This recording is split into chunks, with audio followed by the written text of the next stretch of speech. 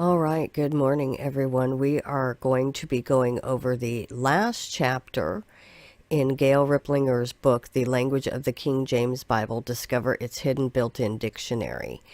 And there'll be a couple more videos after this because in the back of the book there's additional information that you'll want to be sure and watch the video. So probably maybe 2 more videos after this, and then that should wrap up the book. But we will go ahead and get right into chapter 10. Okay, so chapter 10 is update and summary. Okay, so on this side, there's this picture of the Titanic. And author unknown, professionals built the Titanic and amateur built the Ark. Okay, under update and summary, our close examination of words has proven the KJV flawless. The red carbuncle turns green in the tarnished New King James Version, NIV, and most new versions. This stone was one of the red precious jewels in the apparel of the Old Testament high priest. The New Testament priesthood of believers needs this word of God among its whole armor, Ephesians 6:10.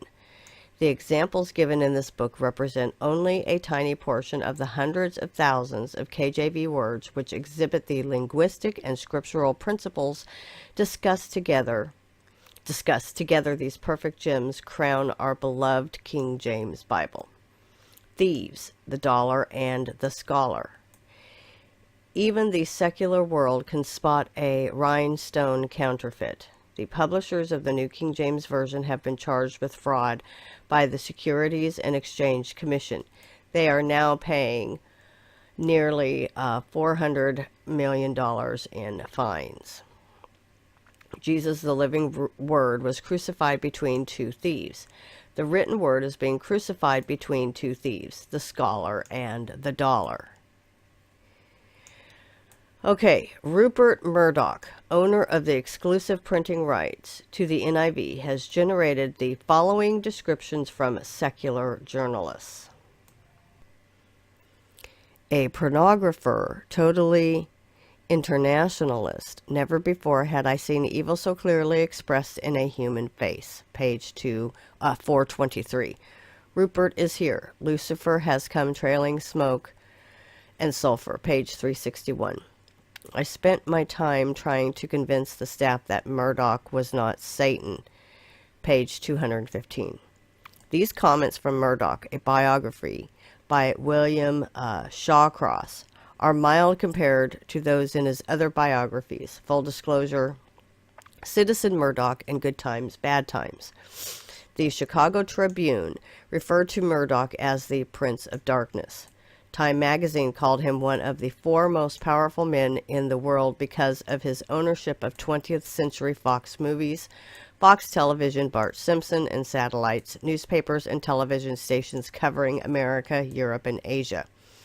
Murdoch put the NIV under the management of one of his former holdings, the TV Guide. The liberal Los Angeles Times even questioned why the Pope would give Murdoch the honorary title Knight Commander of St. Gregory, since Murdoch's News Corporation is known for sensational tabloid newspapers, The Star, The Sun, etc., and sexy programs.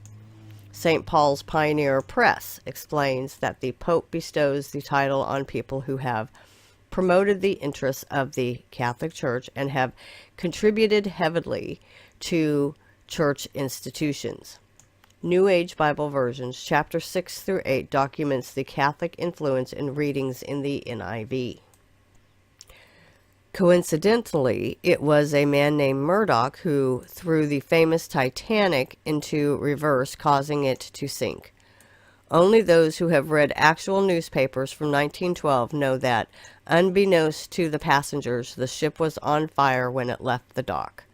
An unceasing boiler room fire, which the crew feverishly tried to hide, weakened the walls of the ship's hull, allowing 6 small slits to sink the ship. Or was it the hand of God? Who knew why this fleet was called the White Star Line? White Star is a code name for Lucifer. Dead Sea Scroll deception. Commander Murdoch's NIV and its star, Lucifer, Isaiah 14:12, are doomed to sink, floating as they are on the faulty scholarship of the Dead Sea Scroll Committee. The New York Times reported that the committee's cloak and dagger scholarship long ago exhausted its credibility with scholars and laymen alike. Few know that the scrolls were under the complete control of the Roman Catholic Church for 40 years under the direction of the Dominican monastery École Biblique, which is in turn under the control of Cardinal Martini Pontifical Biblical Commission. The commission is another name for the doctrine of faith, which was renamed so in 1965, having previously been called the Holy Office since 1542. Before that, it was called the Holy Inquisition. The authors of the secular book, The Dead Sea Scroll Deception, documents these facts and discloses further that the Roman Catholic brethren of the team, by far the majority, were trying to hide things. Scholars outside the international team have suspected that some form of monitoring and selection was taking place. Here, Allegro confirms these suspicions. One can only wonder what might have happened to any fragment that held doctrines opposed to that of the Catholic Church. The implications of all this are staggering. All inquiry and investigation, regardless of what it might turn up or reveal, must be subordinated and accommodated to the existing corpus of official Catholic teaching.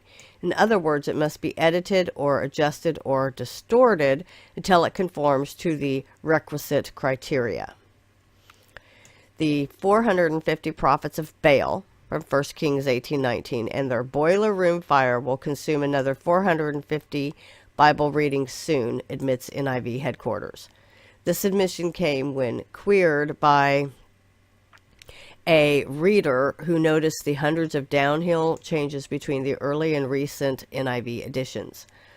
Letter from NIV headquarters dated June 30th, 1997. The NKJV and NASB scribes have likewise done reams of rewriting and subsequent editions. The credibility of the Dead Sea Scrolls has not been helped by the release of the news that Father DeVoe, the Scrolls' head translator, was an alcoholic, nor was it helped by the release of translator John Allegro's book, The Sacred Mushroom and the Cross, and the Dead Sea Scrolls and the Christian Myth.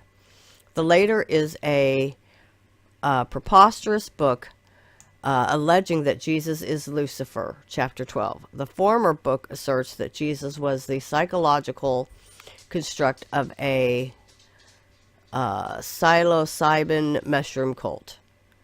Okay, so all of these translations and all new versions are carrying their unwary passengers into dangerous waters when they substitute the historic readings of the Bible text for a cruise through the Dead Sea. Okay, so here's some documentation here. On June 30th, 1997, an inquirer is advised there would be 450 plus changes.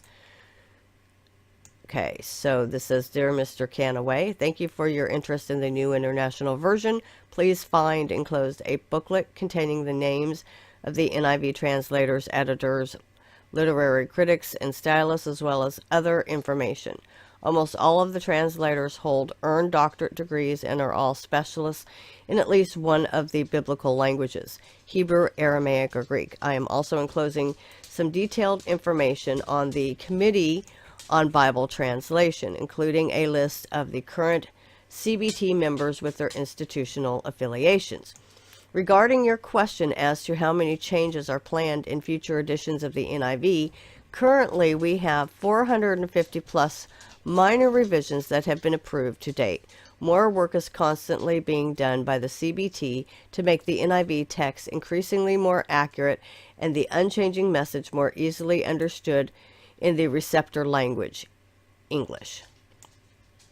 Okay, now here's a letter says just 4 weeks prior, Christian book retailers were advised there would be no changes in the upcoming edition of the NIV and are encouraged to trust the NIV. Okay, so this one was 4 weeks earlier. Okay, dear retailer, I'm writing to bring clarity to what may have been a confusing 3 months for you. We appreciate you as a partner in providing, as Zondervan's mission statement says, resources that glorify Jesus Christ and promote biblical principles. Thank you for your wonderful work. Trust the NIV. The NIV has become the most popular Bible translation because of its solid commitment to convey accurately and faithfully the meaning of the original Greek, Hebrew, and Aramaic biblical texts, and to render those texts into clear, understandable English. The NIV translation has never been, nor will it ever be, motivated by social or political agendas or pressures. In a nutshell, observing that American English usage was shifting when talking about men and women in general, the Committee on Bible Translation, International Bible Society, and Zondervan remain true to the NIV mandate to keep the translation accurate, faithful, and clearly understandable by reviewing it for revision and possible publication after the year 2001. However, after the outcry from church leaders, IBS decided and Zondervan supported that English usage among the majority of evangelical church members had not shifted significantly enough to warrant that revision. No changes. The NIV will continue to be published without any changes. It remains the most accurate and faithful to the original biblical text of any contemporary English translation. The objective of CBT, IBS, and Zondervan all along has been to use the most widely accepted English usage in that faithful translation. Our commitment is to listen to the church, and we have done so. The majority of the evangelical church holds the NIV as its primary Bible text, and as such wants the translation to continue to use traditional language. Trust the NIRV. The new International Reader's Version was successfully launched in 1995 as the simplest Bible translation available. Translated to the 3rd grade level, the NIV is translated to the 7th grade level.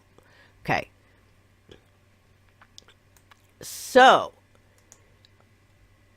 understanding that 4 weeks prior, they lied and said that there would be no changes, because this was June 2nd, 1997.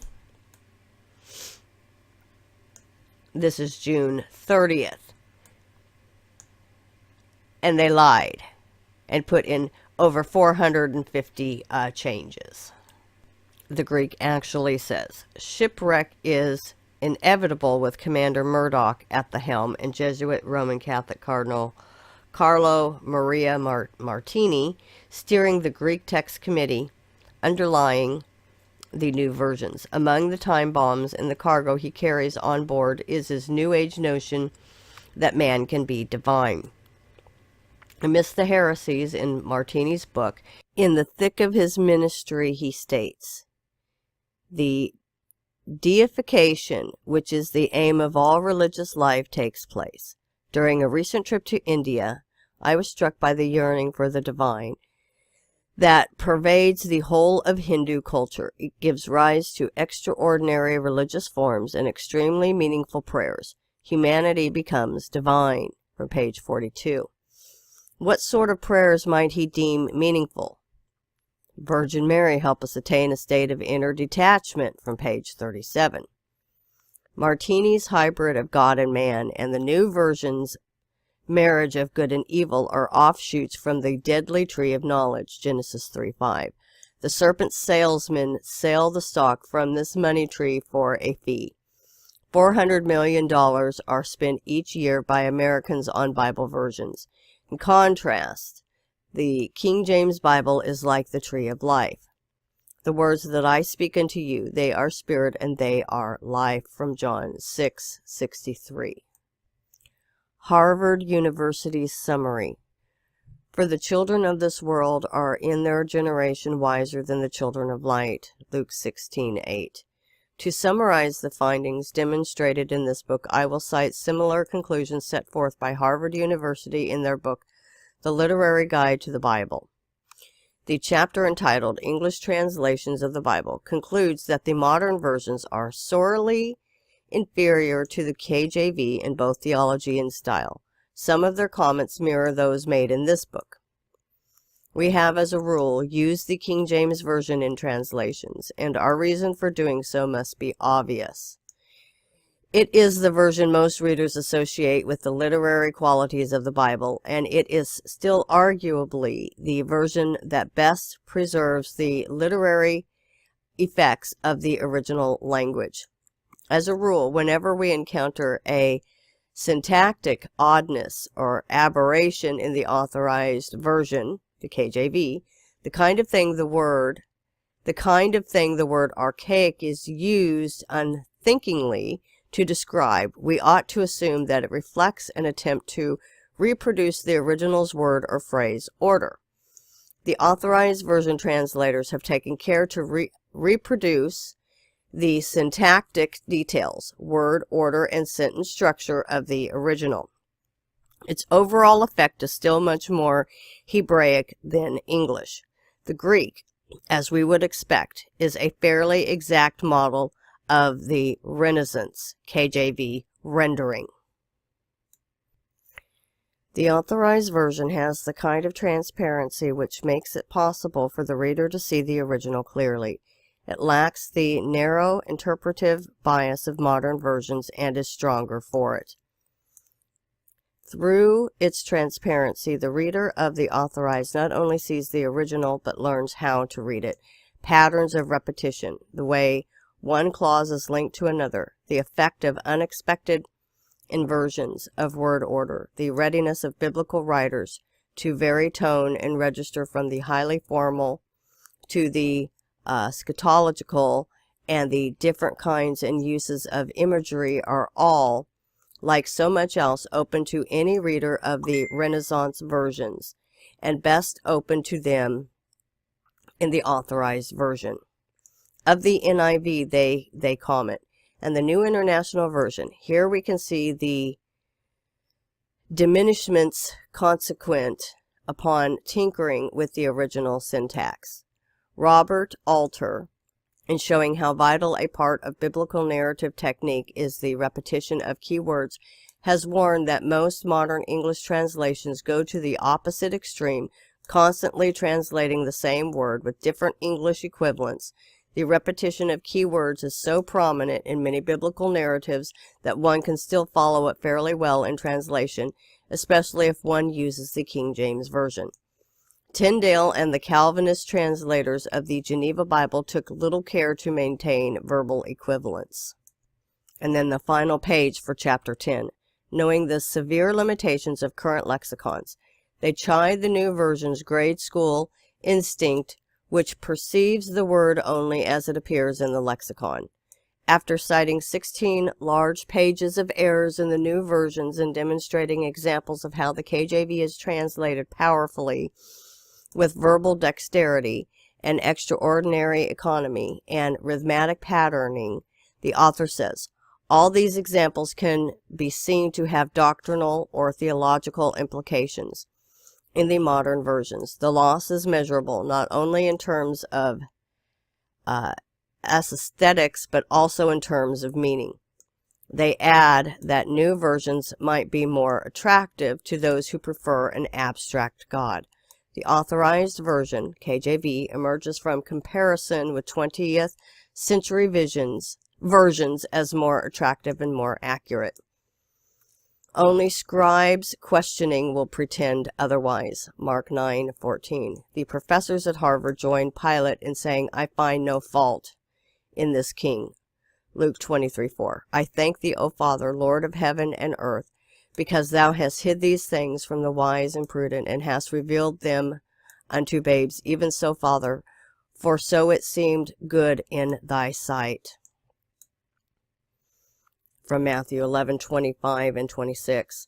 Okay, so this wraps up all of the official chapters. There'll probably be maybe 2, maybe 3 more videos coming, just so I can show you all the glossary pages and what additional information she does have in the back of the book. So stay tuned. We're almost done with this book.